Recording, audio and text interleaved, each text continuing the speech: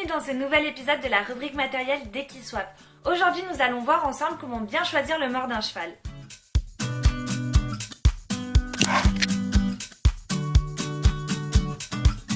Le mors est un moyen de communication entre le cavalier et le cheval. On l'utilise depuis tellement longtemps qu'on oublie de se poser des questions à son sujet.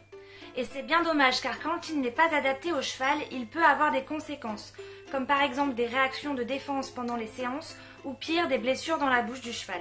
Cet épisode me donne donc enfin l'occasion de te parler du beat fitting.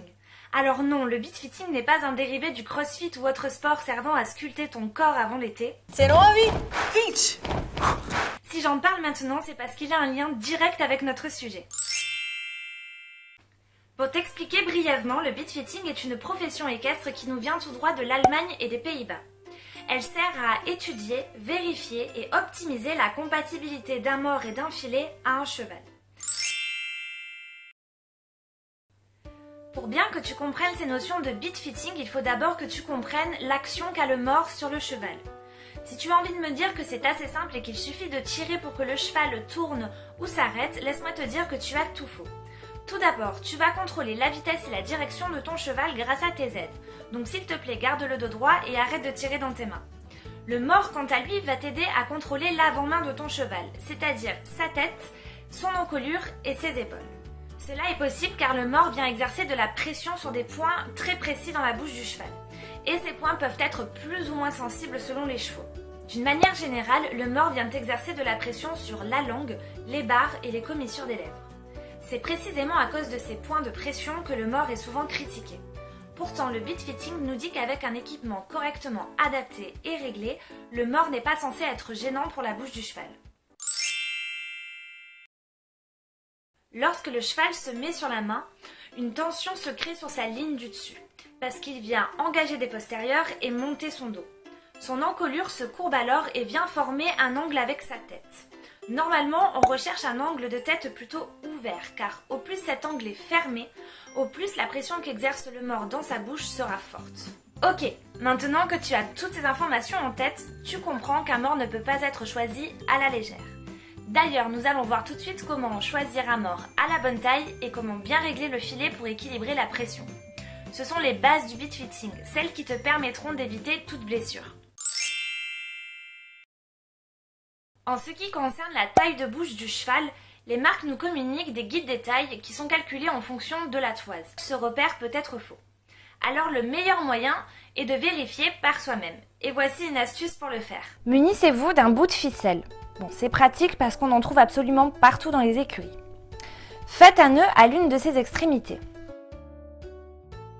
Placez le bout de ficelle dans la bouche de votre cheval comme si vous lui mettiez son mors.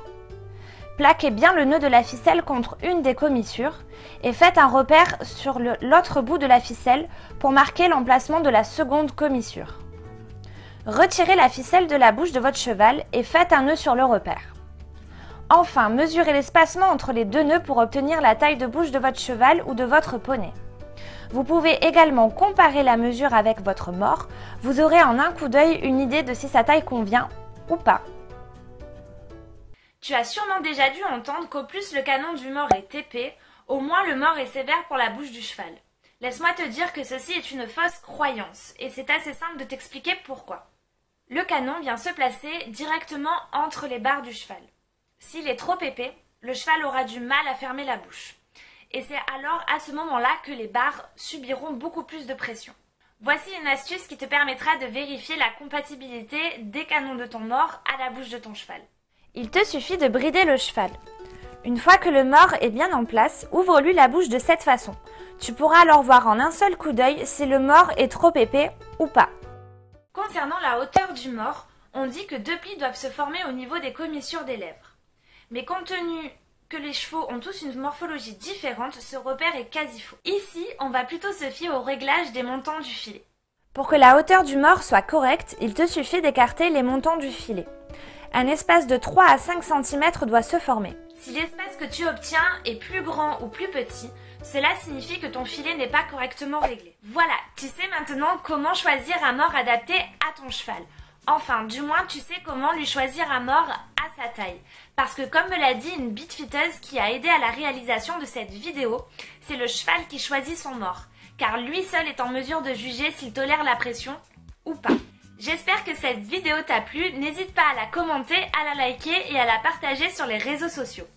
Pense aussi à t'abonner à la chaîne car je vais bientôt revenir avec un nouveau sujet. Mais en attendant, tu peux aller consulter le blog, le lien est dans la barre d'infos. Et moi je te dis à très vite, salut!